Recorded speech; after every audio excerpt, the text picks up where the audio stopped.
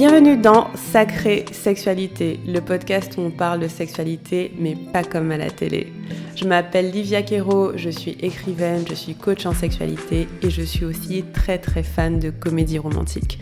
Et tu vois, dans les comédies romantiques, le sexe c'est toujours automatique, fluide, génial et parfait. Et ça ressemble pas trop à la réalité.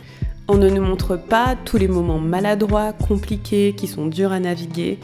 Et on ne nous montre pas non plus toute la dimension magique, sacrée de la sexualité qui va bien au-delà de mélanger les corps.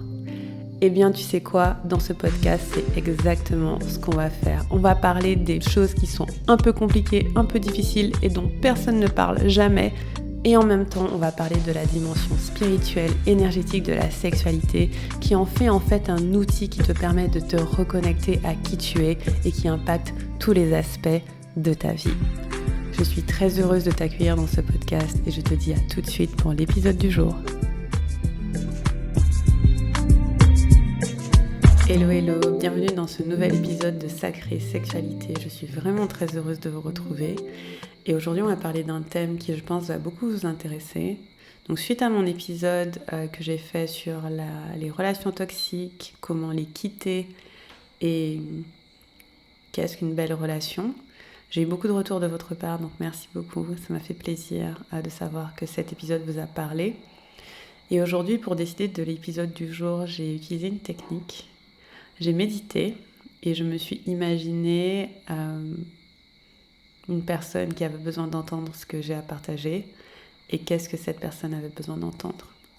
Et du coup, j'ai fait une petite visualisation et je l'ai trouvée très belle. En fait, j'ai vu une femme qui portait un turban bleu sur la tête et elle était très affairée. Elle était dans sa maison, elle avait beaucoup de choses à faire, elle avait beaucoup de tâches à accomplir. Elle avait un petit garçon qui avait à peu près 6 ans et je l'ai vu donner de l'argent au petit garçon pour qu'il aille faire une course pas très loin. Et cette femme était seule, elle portait beaucoup sur les épaules, elle s'occupait de beaucoup de choses et elle avait envie d'avoir un partenaire.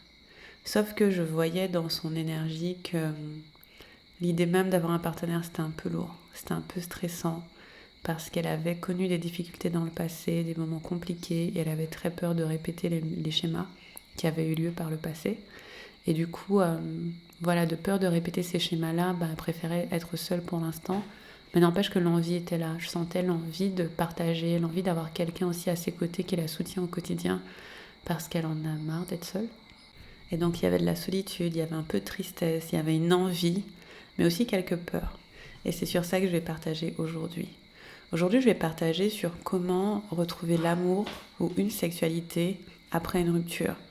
Surtout quand cette rupture témoigne de schémas répétés qu'on a eu par le passé. Peut-être que c'est pas la première fois qu'on a une relation comme ça, qui finit comme ça. Peut-être que cette rupture nous a particulièrement vexés, fait mal, blessés.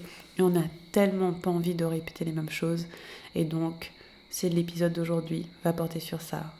Comment trouver ou retrouver l'amour ou une sexualité après une rupture compliquée sans répéter les schémas du passé.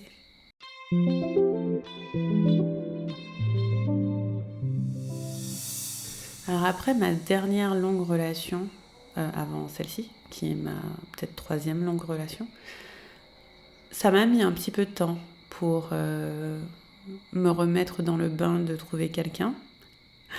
Et franchement, quand je m'y suis remise, c'était un petit peu la catastrophe. Je vais pas vous mentir, c'était comme dans un film, c'était trop galère. En fait, j'ai dû passer plusieurs mois sans partenaire, sans chercher personne. Vraiment, je voulais juste être avec moi-même. Et puis après, je me suis décidée, je me suis dit, ok, je vais attirer l'amour de ma vie, ça y est, c'est parti. Sauf que je me rappelle que la première personne avec qui j'ai couché après ça, alors je croyais que c'était l'amour de ma vie, c'était trop comique parce que, mais donc je me rappelle, franchement, j'ai fait de ces trucs les gars, vous imaginez même pas. Alors, je voulais attirer l'amour et j'avais parlé à une médium qui était très bien par ailleurs, mais qui sur ce plan-là, je pense qu'elle était pas, c'était pas merveilleux. Et j'avais parlé de médium et je lui disais oui, qu'est-ce que je dois faire pour attirer l'amour, etc. Et à l'époque, j'habitais à Londres, donc elle me dit oui, tu es dans la bonne ville, c'est ici que tu vas rencontrer l'amour, etc.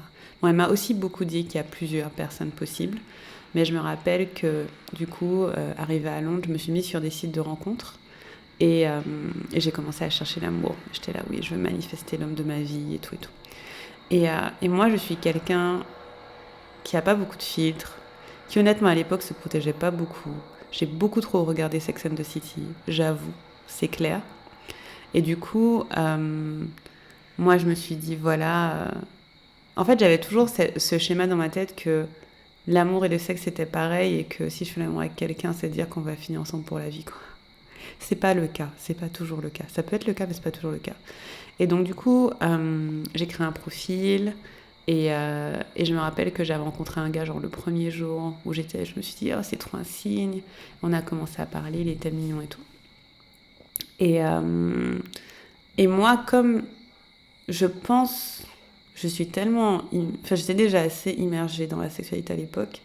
Et donc, je flirtais avec lui, mais je pense vraiment. Peut-être un peu loin, je sais pas. En tout cas, ça lui a donné des idées, clairement. Mais bref, on verra ça après. Et je me rappelle on s'est rencontrés dans un bar. Et dans le bar, on se regardait les yeux dans les yeux, on se faisait des compliments. Il m'a dit que j'étais trop belle, je lui ai dit qu'il était trop beau, qu'il ressemblait à Jude Law, tout ça, tout ça. Et après, il m'a dit, est-ce que tu veux venir dîner? Donc on allait dîner à un endroit, on a bu beaucoup de vin, on a dansé, c'était magnifique. Et après, on a marché dans la nuit. Et bien sûr, la fan de comédie romantique dans ma tête me disait, voilà, c'est bon, j'ai trouvé mon mari. Je connais pas le gars, je l'ai rencontré aujourd'hui, hein, mais bon. Et donc du coup, on passe la nuit ensemble, on a du super sexe, c'était vraiment très bien. Franchement, pour lui, je donne une bonne note. C'était vraiment chouette. On a fait beaucoup de choses, hyper fun. Et... oh my god. L'homme de ma vie. Quand j'ai quitté chez lui, je sais pas si j'ai dû dire un truc qui montrait que j'étais un petit peu trop attachée, mais il m'a accompagnée au bus et il m'a laissé. Parce qu'à Londres, en fait, on voyage beaucoup en bus, des fois c'est plus pratique que prendre le train. Et donc, parce que les distances sont un peu longues. Et du coup, il m'a accompagnée au bus. Lui, j'ai pas capté sa vibe, j'ai pas fait attention. Mais moi, j'étais sur un petit nuage. J'étais là, oh mon Dieu, j'ai trop envie qu'on passe des moments ensemble, c'était trop bien, nani nana. Et puis, dans le bus, je lui ai écrit un message. Putain, la honte. Je lui ai écrit un message en mode oui, je sens que nos âmes se sont connectées pendant cette nuit ensemble, j'ai trop hâte de te revoir. Les gars, j'ai aucun fil, j'ai aucune retenue. Je suis un cœur ouvert posé sur la table, sincèrement. Et j'avais pas trop appris à le protéger à l'époque. Mais j'ai tout déposé. Et le gars, il m'a pas répondu. Il m'a pas répondu. Mais moi, hein, plutôt que de me dire, ok, le gars, il est pas intéressé, je me suis dit, non, peut-être que j'ai mal compris quelque chose, peut-être qu'il y a un truc que je peux dire. Donc moi, je le relance. Je le relance une fois. Et je crois qu'on parle vite fait, genre, oh ouais, c'était sympa, nanani, nanana. Et après, je crois qu'à un moment, il m'a dit que mon message était un peu intense. Quelques jours après, je dis, ah, ok, ouais, je comprends et tout, c'est vrai que je suis un peu comme ça. Et après, je l'ai invité une ou deux fois à se voir. En fait, je me suis dit que, même maintenant que j'y pense, je me dis que c'était pas logique, mais bon, je le faisais avec ce que j'avais, ok. Je me suis dit, tu sais quoi, ça se trouve, il faut qu'il y a un truc que je dois lui dire, ou il y a un truc qui doit se passer parce que la médium... Ah oui, la médium, elle m'avait dit que le gars avec qui j'avais un date le soir, c'était lui, l'homme de ma vie. Donc moi, j'étais sûre. Je me dis, mais c'est lui, mais on avait trop une bonne connexion, mais c'est pas une connexion qu'on a tous les jours, c'est lui, c'est lui. Et donc moi, je m'acharne, j'insiste. Donc je m'acharne pas de ouf, hein, mais peut-être une ou deux fois, je le relance. Et il y a 2 fois où je l'ai invité à des endroits, je l'ai invité à une fête. Il m'a dit, ah oui, c'était Halloween. Il m'a dit, ah oui, Halloween, c'est ma fête préférée, ce serait super cool. Il m'a jamais répondu. Et avant ça, je l'ai invité à un autre truc, bref, il m'a pas répondu. Le gars m'a ghosté. Poliment, hein, sans jamais vraiment me ghoster, mais en gros, il était pas sur moi. Vous connaissez le film He's Not That Into You? C'était ça. Et j'en parlais à l'un de mes meilleurs copains, et je lui montre les messages.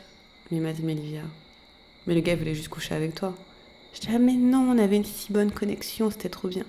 Il m'a dit, mais Olivia, tu sais, des fois les hommes, ils sont super, super, super, super pour coucher avec toi. J'étais là, ah, je savais pas vraiment ça. Je suis jeune, innocente et naïve, ok, faut pas me juger. J'étais là, t'es sûre? Il m'a dit, mais oui. Et il m'a dit, regarde ce message-là. Il y a un message où il m'a dit, si seulement t'étais plus près, etc. En fait, le gars, il voulait un plan cul dans son quartier. Parce que sur même sa présentation sur l'appli, il disait ça. Parce qu'on habitait à l'opposé. Il était dans le nord de Londres, j'habitais à l'ouest, et ça prenait genre 1 heure pour se voir. Et j'étais là, ah, waouh, ok, j'avais pas capté. Et du coup, j'ai pas du tout capté. Mais ça aurait été magnifique si c'était la seule personne qui m'avait ghosté, mais il y a plein d'autres personnes qui m'ont ghosté après. Pas plein, mais plusieurs. Et en fait, j'avais clairement un schéma de... J'étais tellement à fond, mais moi, je voulais absolument trouver l'homme de ma vie. Et je dirais pas que c'était pareil qu'avant, ma rupture d'avant, mais je dirais qu'il y avait une partie de moi qui était plus intéressée par trouver ce fameux homme de ma vie que de voir de quoi j'avais profondément envie. En fait, il suffisait de remplir quelques critères et je mettais tout mon espoir dedans. Il y avait un autre garçon que j'ai rencontré qui était hyper cool et encore une fois, j'étais à fond. Après 3 rendez-vous, je me suis dit, il y a trop de signes, on est fait l'un pour l'autre, nana. Je voyais aucun red flag. Les red flags, c'est les drapeaux rouges. C'est quand c'est pas bon. c'est le signe qu'il y a un truc qui va pas. J'en voyais pas. Pour moi, je voyais que des drapeaux verts partout. Je me disais, oui, c'est possible. Et je me posais pas beaucoup la question de qu'est-ce que je voulais vraiment. Et ça a duré peut-être, je dirais, j'ai eu 2 bonnes années comme ça, où il se passait, soit je me faisais ghoster, soit j'avais des rencontres sexuelles dangereuses. Mon Dieu, quelqu'un qui écoute ce podcast va se dire, mais c'est qui cette meuf? Qu'est-ce qui lui est arrivé? En fait, j'ai fait des trucs qui étaient pas sécurisés pour moi. Par exemple, un gars que je rencontrais un jour, j'ai pris le train pour aller le voir, je sais pas où, dans une autre ville, seule. Je connaissais personne. J'ai prévenu une seule personne. Puis quand je suis arrivée, je me suis dit que le gars allait me tuer. Et en fait, non, ça a été. Puis on a couché ensemble, mais c'était trop bizarre. Et le matin, je voulais trop partir. J'ai fait une crise de panique. Et bref. J'ai vécu des trucs, hein. Et j'ai vécu un tas de trucs comme ça. Donc vraiment pas hyper sain.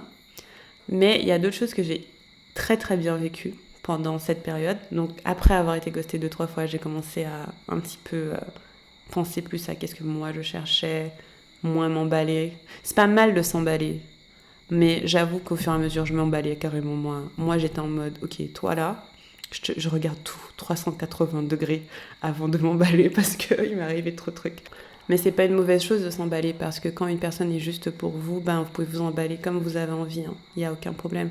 J'ai eu 2 relations sérieuses après cette rupture et je me suis carrément emballée pour les 2, mais d'abord j'ai vérifié que c'était une personne qui était bonne pour moi. Bref, je bavarde.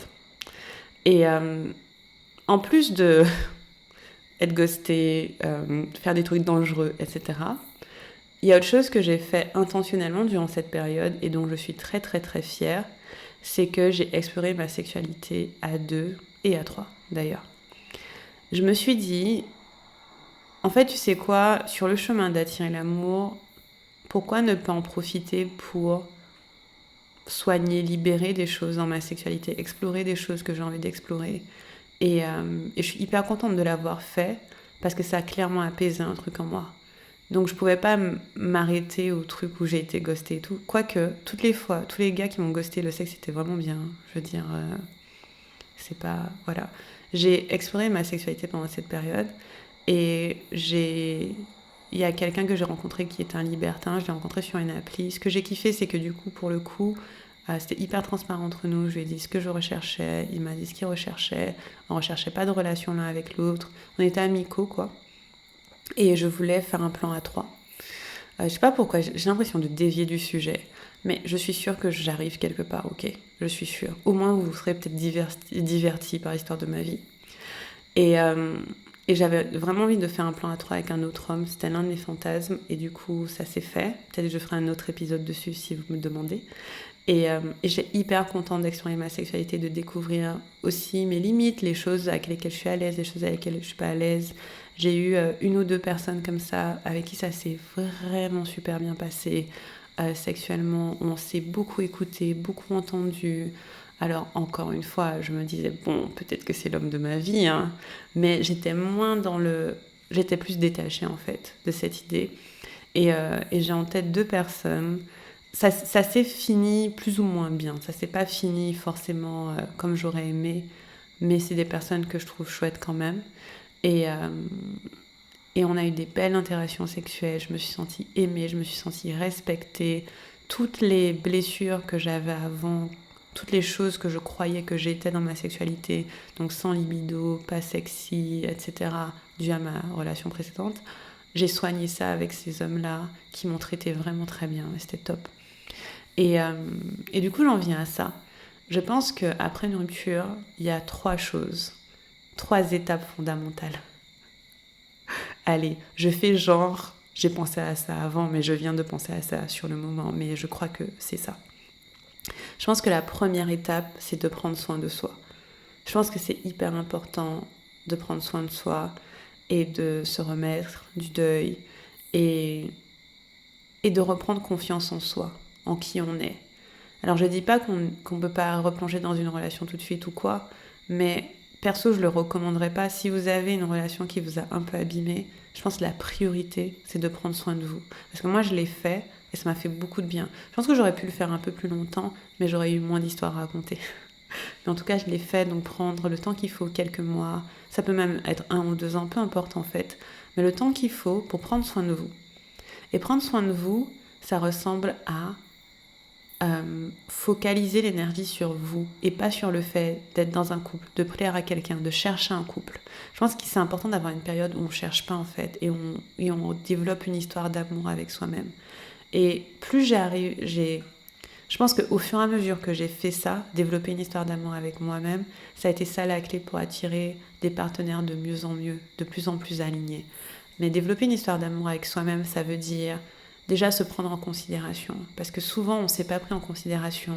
On a pris en considération l'autre personne, on a pris en considération le couple, le fait que le couple dure, on a pris en considération peut-être un certain environnement, mais on n'a pas été très égoïste en général.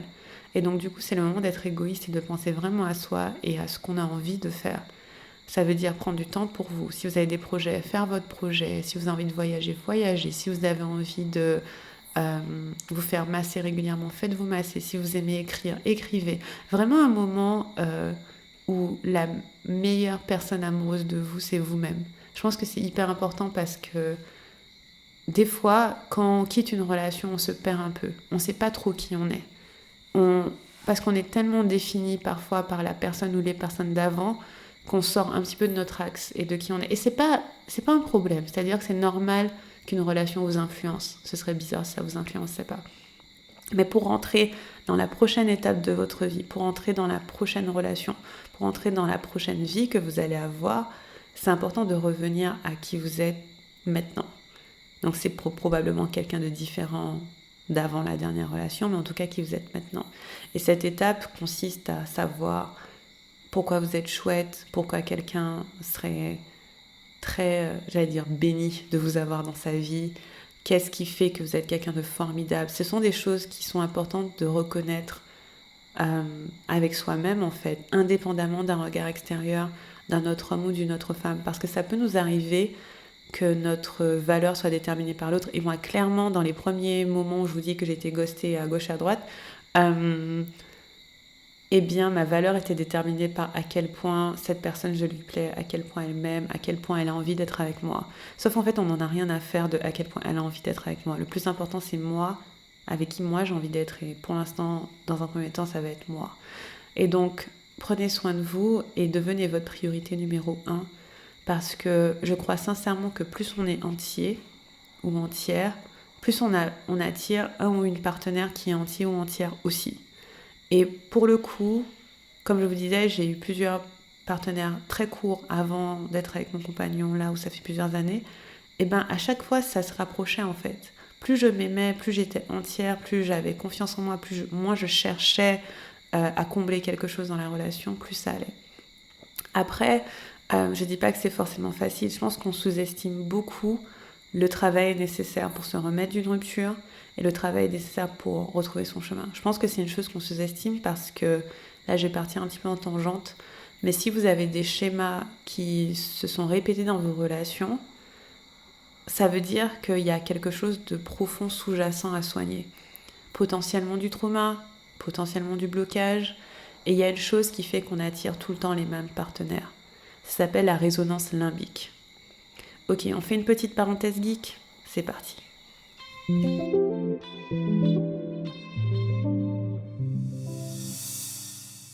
Petite parenthèse geek d'Olivia. Je suis geek de tout ce qui est sexualité et trauma, comme vous savez maintenant, mais là c'est un peu technique. En fait, la résonance limbique, c'est ce qui fait qu'on va attirer certaines personnes dans notre vie, on va les reconnaître comme étant safe, alors qu'elles ne le sont pas forcément. En fait, la résonance limbique, c'est un mécanisme qui a lieu quand on est enfant, bébé même. Et on va... et c'est ce qui fait qu'en fait, on va attirer des partenaires qui souvent se comportent comme nos parents se sont comportés. Je sais, c'est bizarre, mais it's a thing, c'est la vérité. Et donc, quand on est bébé, imagine vous étiez un bébé, vous êtes dans votre berceau. Si vous êtes régulé, si tout va bien, vous avez des parents qui peut-être vont vous donner à manger à une certaine heure, vous avez une routine, vous avez des câlins, vos besoins sont remplis, peut-être pas à 100%, mais en tout cas, vous sentez que vous n'allez manquer de rien. Si vous pleurez, on va venir vous chouchouter. Voilà, vous n'avez aucune négligence, on s'occupe de vous, quoi. Vous êtes un bébé bien régulé dans votre système nerveux. Et vous n'avez rien de particulier à faire pour obtenir ce que vous avez besoin. Vous n'avez pas à vous suradapter, vous n'avez pas à faire grand-chose à part pleurer, crier, vous mobiliser ce qu'il faut pour obtenir ce que vous avez besoin. Donc ça, c'est quand on est régulé. Maintenant, c'est possible que vous ayez grandi dans un environnement où ça, c'était pas forcément accessible. Et c'est la faute de personne. Il y a des circonstances qui font que c'est le cas, ou des fois c'est la faute de certaines personnes, mais disons que voilà, les circonstances font que vous n'aviez pas forcément ce dont vous avez besoin. Et ce qui va se passer, c'est que pour un bébé, la priorité, c'est de ne pas être abandonné et d'appartenir au groupe. Parce que sans appartenir au groupe, c'est la mort assurée. C'est vraiment le besoin d'appartenance, c'est notre besoin le plus primaire. Vraiment, parce qu'il va déclencher tous les autres besoins. Si j'appartiens, je vais pouvoir manger, être nourri, boire, etc. Et donc, c'est pour ça que, par exemple, la peur de l'abondance, c'est un truc assez énorme. Et donc, le besoin d'appartenance, c'est un besoin assez fondamental. Et ce qui va faire le bébé, c'est... Imaginons un bébé, du coup, qui n'est pas régulé. Donc, il ne sait pas exactement à quelle heure il va pouvoir manger, il n'y a pas d'heure, peut-être qu'il y a des cris autour de lui, peut-être qu'il y a un petit peu de violence. En tout cas, c'est un petit peu chaotique.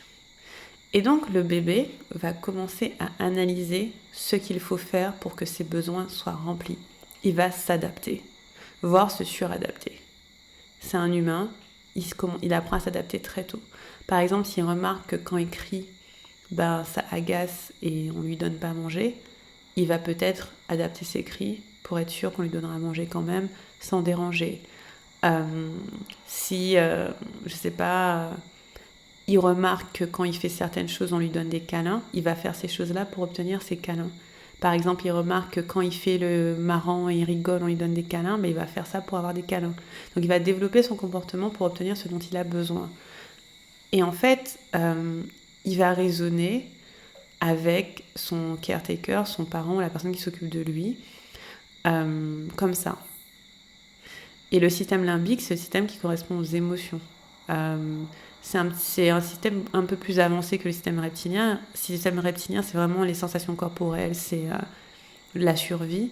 Et le système limbique, on est plutôt dans les émotions et donc dans les ressentis. Et donc on va développer cette espèce de, carte émotionnelle pour pouvoir obtenir ce dont on a besoin. Sauf que ça, si on ne le déprogramme pas, on le garde toute la vie. C'est-à-dire, il y a certains cas où c'est pas nécessaire que ce soit programmé, et c'est complètement ok. Si vous avez bien grandi, c'est ok de continuer. Mais si vous avez été dans un environnement qui est dérégulé, et par exemple où il y a de la violence, etc., vous allez être quelqu'un qui sait s'adapter à la violence. Si c'est un environnement où vous étiez négligé, vous allez être quelqu'un qui sait s'habituer à la négligence. Et en fait, en grandissant, en étant adulte, quand quelqu'un va être violent ou négligent envers vous, je vais dans l'extrême, mais c'est pour que vous compreniez. Parce que si je prends des exemples un peu trop moyen, ce sera plus dur à comprendre. Mais disons que si vos parents ont été violents ou négligents, vous avez appris à vous adapter à ça. Quand quelqu'un sera violent et négligent envers vous, de toute façon, ça ne va pas vous choquer. Vous saurez vous adapter à ça. Et vous saurez faire ce qu'il faut pour que vos besoins soient remplis quand même. Alors, ce ne sera pas forcément d'une façon qui est saine pour vous, mais rappelez-vous, la priorité, c'est pas que ce soit sain, c'est que vous appartenez au groupe. C'est qu'on ne vous abandonne pas. C'est la priorité. Et donc, du coup, on va développer des mécanismes, on va continuer à utiliser les mêmes. Et donc, ça veut dire que si, par exemple, j'ai un copain qui est manipulateur, je vais même pas capter qu'il est manipulateur parce que je suis tellement habituée, je sais le gérer. Et donc, peut-être que tous mes copains vont être manipulateurs parce qu'en fait, ça me choque même pas. C'est comme quand on a grandi dans une famille violente, et quand notre partenaire est violent, il y a un moment, c'est même pas... En fait, il y a un moment où on se rend pas compte parce qu'on est habitué. Et c'est même pas seulement qu'on est habitué, c'est que ça nous rappelle nos parents. Et on se rappelle que dans cet environnement-là, nos besoins étaient remplis, même si on devait faire certaines choses pour. Et malheureusement, la plupart du temps, on va répéter les schémas. On va répéter les schémas parce qu'on va répéter les mêmes comportements qu'on a eus avant dans des circonstances similaires. Et donc, pour quitter ces schémas-là, pour soigner ça, il faut apprendre doucement que c'est sécurisé de faire autre chose. Je vous donne un exemple. Par exemple, si j'ai grandi dans une maison où on criait beaucoup et ma voix n'était pas entendue. Et aujourd'hui, j'ai un partenaire et donc ce que je faisais, c'est que je me faisais toute petite, je faisais tout ce qu'il fallait pour que ma famille soit contente et tout. Et là, j'ai un partenaire qui est pareil et qui fait beaucoup de bruit. Peut-être il crie pas, mais en tout cas, il fait valoir ce dont il a envie ou besoin. Eh bien moi, je vais faire ce que j'ai toujours appris à faire, qui est je vais me faire toute petite, je vais faire en sorte que je ne fais pas de vagues, etc., de façon à maintenir l'harmonie. Et en fait, là, je dois apprendre que c'est sécurisé de m'exprimer, que c'est sécurisé de dire quand quelque chose ne va pas. Peut-être que ça suffirait à basculer ma relation. Mais comme je n'ai pas appris, je suis obligée d'apprendre. Et c'est là où je dis que parfois on sous-estime le travail nécessaire pour casser des schémas après une série de relations. Parce qu'en fait, il y a certaines choses qui viennent de votre enfance.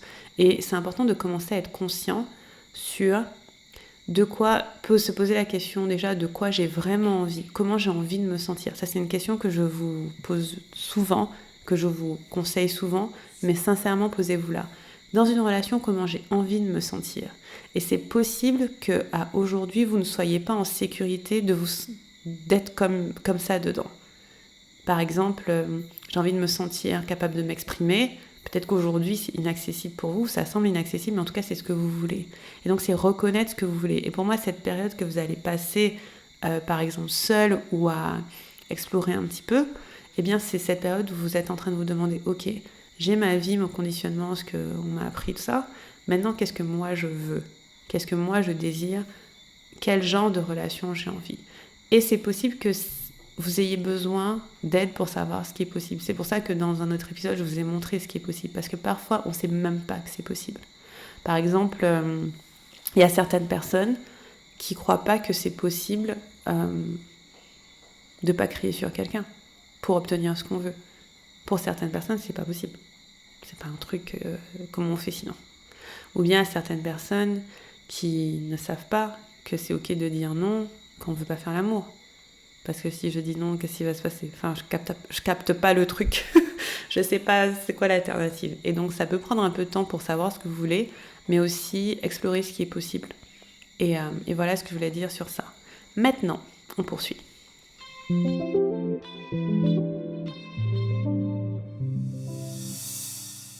Maintenant que vous avez un petit peu plus compris la résonance limbique, ce qui fait qu'on répète certains schémas, je pense que c'est important de commencer à savoir ce que vous voulez.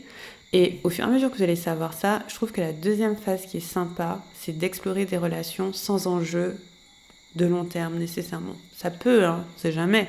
Mais dans un premier temps, explorer des relations pour apprendre à vous connaître. On est un petit peu encore dans l'égoïsme, on va pas se mentir.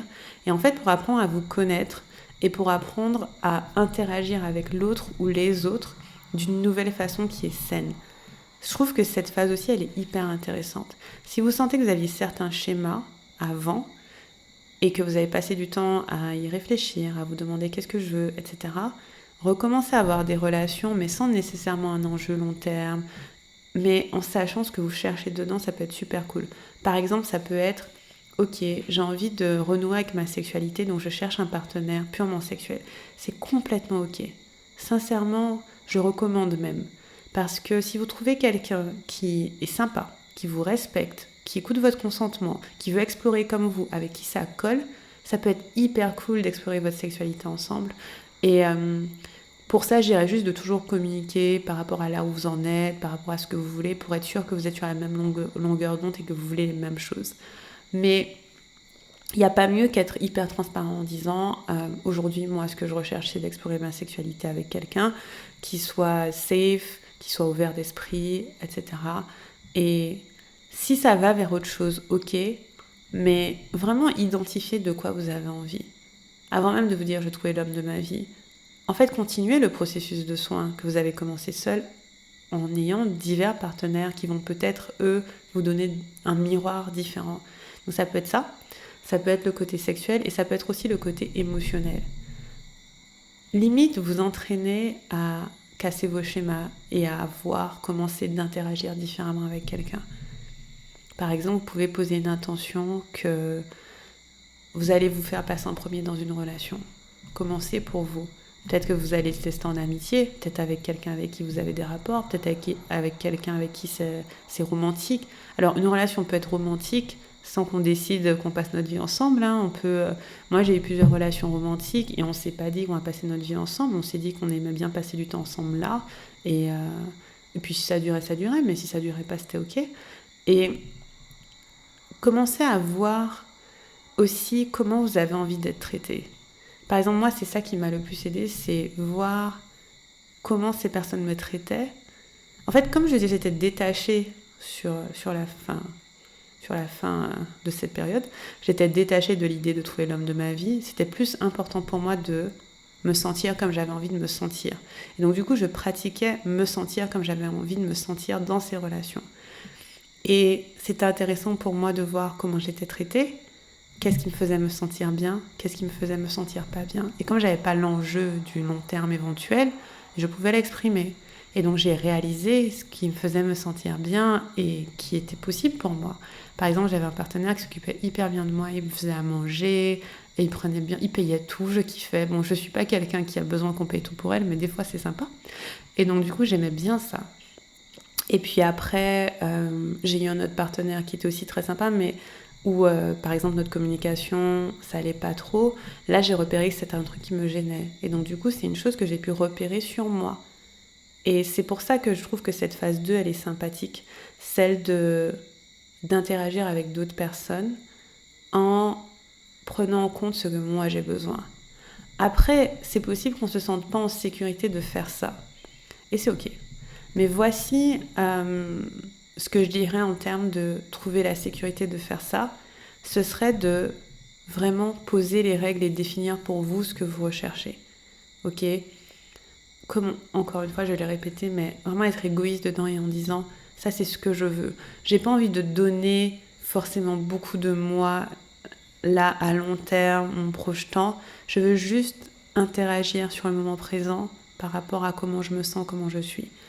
Et plus vous êtes clair sur ce que vous avez envie, ce que vous recherchez, et limite ce que vous avez envie de soigner, les schémas que vous voulez plus répéter, plus ça peut être une période intéressante.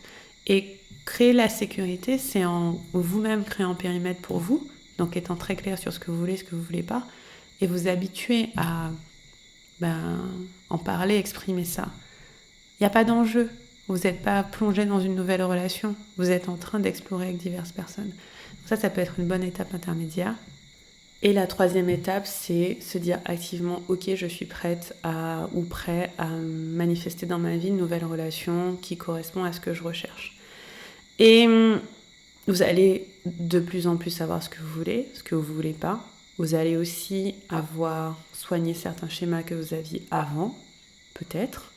Vous allez avoir plus confiance en vous. Peut-être que vous allez pratiquer aussi vos désirs, vos limites, etc. Donc vous serez plus confiant et confiante dans le fait d'attirer une nouvelle personne. Maintenant, je me rappelle bien des diverses bascules qui m'ont fait rentrer dans des relations potentiellement longue durée. Et il y avait un moment, je crois, où après avoir récemment eu une situation sexuellement dangereuse, je m'étais dit, tu sais quoi, là c'est la dernière fois, c'est bon. Et je sais, et pour le coup, c'était pas ma faute. C'était pas ma faute. C'était plutôt quelqu'un qui était un peu prédateur et qui était un peu borderline et qui m'a pas fait me sentir à l'aise.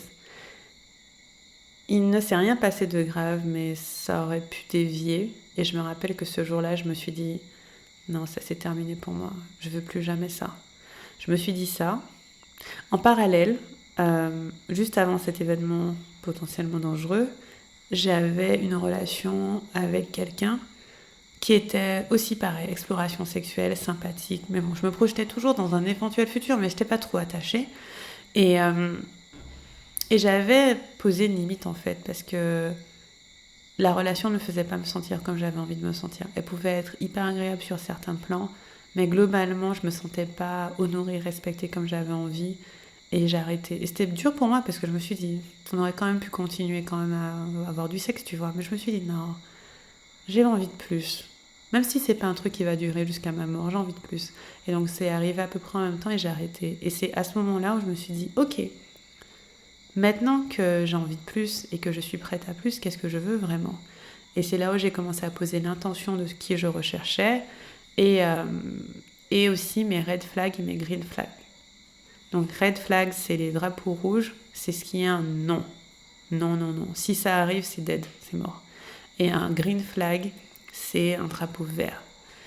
Et donc j'ai rencontré une première personne avec qui je suis restée 6 mois, en couple plutôt stable.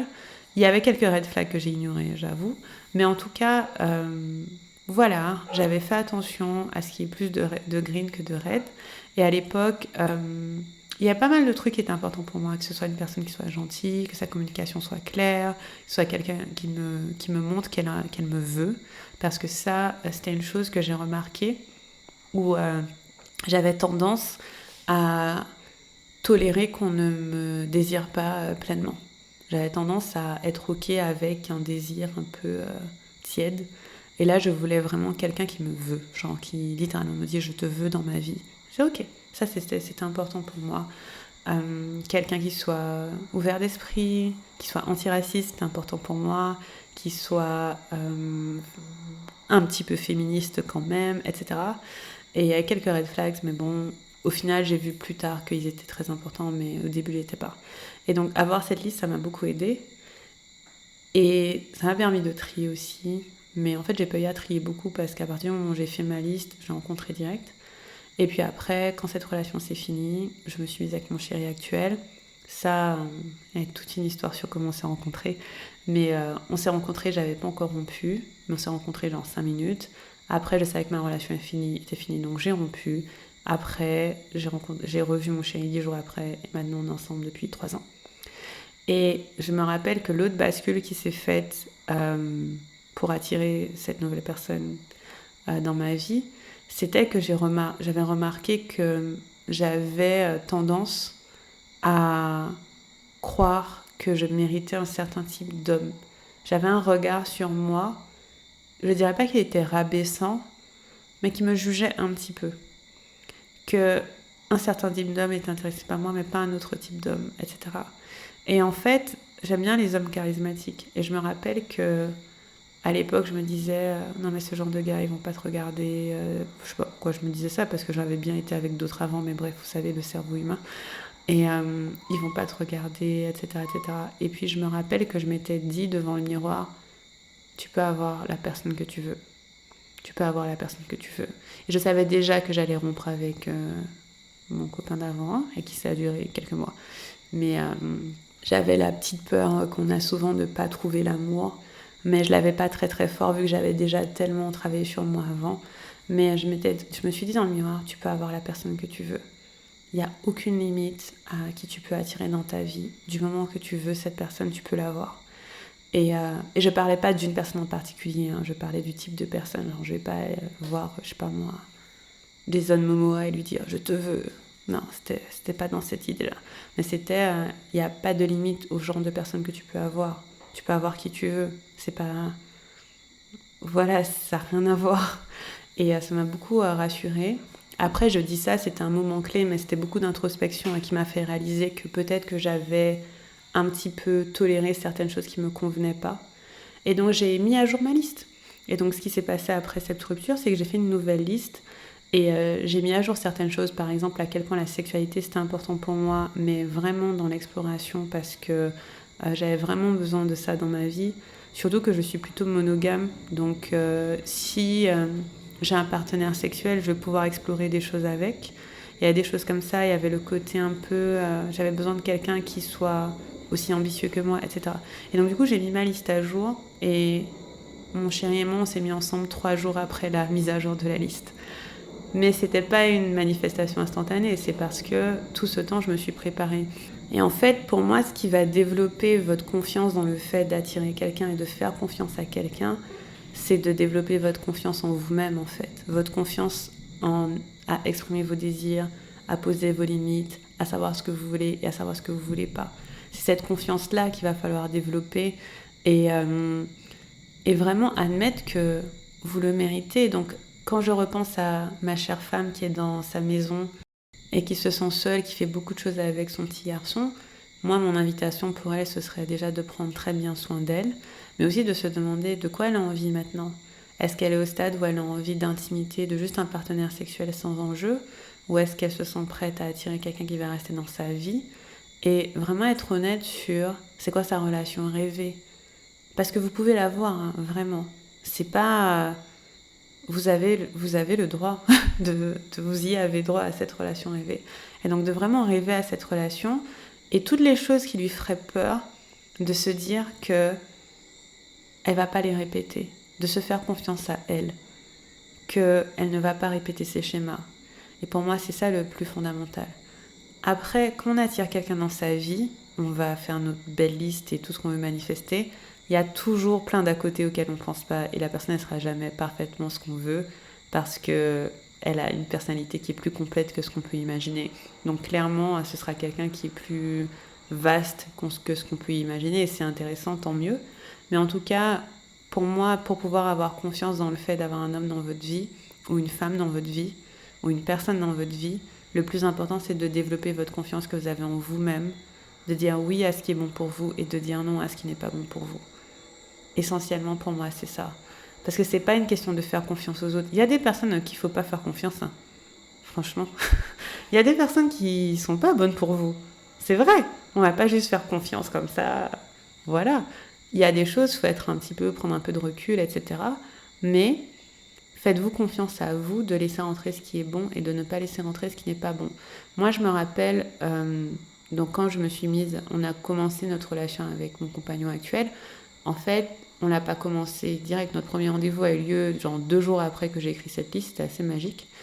Et après, on était séparés une semaine. On a beaucoup discuté. Et c'est lui qui m'a dit qu'il voulait être en relation avec moi. Il s'est beaucoup positionné. Mais c'est parce que moi, j'avais besoin de quelqu'un qui me voulait. Comme je disais tout à l'heure, c'était très important pour moi. J'avais pas envie de me demander si la personne s'intéresse à moi ou pas. Ça veut dire que s'il m'avait pas montré clairement qu'il me voulait, j'aurais laissé partir. Parce que ça correspondait pas à ce que je cherchais. J'avais plus envie de quelqu'un qui savait pas ce qu'il voulait. Et donc du coup, s'il m'avait dit « Ah, on peut voir ce que ça donne, mais je suis pas sûre », j'aurais dit « Tu sais quoi, j'ai plein de trucs à faire, donc non, c'est mort ». Et j'ai eu confiance en moi, dans le fait que je connais mes limites, je connais mes désirs, je sais donc ce dont j'ai envie. Et non seulement il s'agit de les connaître, mais il s'agit de les honorer, il s'agit de les respecter. Parce qu'il y a plein de fois où on va avoir envie de négocier un petit peu ses désirs, négocier un petit peu ses limites, en se disant oh, pourquoi pas. Et pourquoi pas, c'est c'est votre ennemi de phrase. Ok, pourquoi pas. Oui ou non? J'ai envie ou j'ai pas envie, ok? Mais pas, je sais pas, non. C'est un oui franc, ou si c'est un non, qu'est-ce qui pourrait se passer pour que ça devienne un oui franc? Et donc voilà, pour moi, ce qui va vraiment vous aider peut-être à vous remettre sur le chemin d'attirer quelqu'un, de même rêver à cette personne, c'est de vous faire confiance. de faire confiance au fait que ce que vous désirez existe, de faire confiance au fait que vous avez droit à ça, que vous le méritez, et de faire confiance au fait que si c'est pas ça, vous allez pouvoir dire non, vous allez pouvoir dire stop. Et c'est possible que vous deviez vous pratiquer, vous entraîner, peut-être que ce ne sera pas facile du début, mais développer cette confiance en vous-même et peut-être en quelque chose de plus grand que vous, en l'univers qui vous amène cette personne, je pense que c'est ce qui peut aider le plus. J'ai oublié de dire quelque chose, à chaque fois ça arrive, à chaque fois. Dans la partie 1, où vous êtes en train d'explorer vous-même par rapport à vous, qui vous êtes, ce que vous avez envie, je trouve que l'exploration de sa sexualité solo est fondamentale. J'avais vraiment besoin de rajouter ça. Parce que c'est une parfaite époque pour connaître votre corps, pour être en intimité avec votre corps, pour vous sentir moins isolé aussi. Parce que comme vous serez en lien avec vous-même, et pour découvrir vos sensations, votre plaisir, vos envies, tout ce qui vous fait du bien. De façon à ce que quand vous passez à la phase 2, d'explorer avec des personnes, vous sachiez ce qui vous fait du bien. Et pour moi, cette phase, elle a été transformante. Elle a changé la direction de ma vie. Et je le dis pas à la légère, je le dis parce que c'est vraiment vrai. Elle a changé le cours de ma vie parce que j'ai pris mon plaisir en main, parce que de plus en plus, ça a représenté le fait que je suis souveraine, que mon corps, c'est le mien. Mon corps n'est pas seulement au service de quelqu'un d'autre, ou pour plaire à quelqu'un d'autre, ou pour remplir aux besoins de quelqu'un d'autre. Mon corps est pour moi-même. Et donc cette phase d'exploration, elle est hyper importante, et c'est une phase aussi qui va vous aider à libérer des blocages, d'éventuels traumas, d'éventuelles peurs qui sont présentes, parce qu'on soigne tellement de choses par la sexualité. Du coup, c'est une chose que j'avais envie de rajouter. Et pour ça, je vous recommande d'écouter mon épisode sur la masturbation consciente. J'avais fait un épisode sur pourquoi c'était bien de se masturber.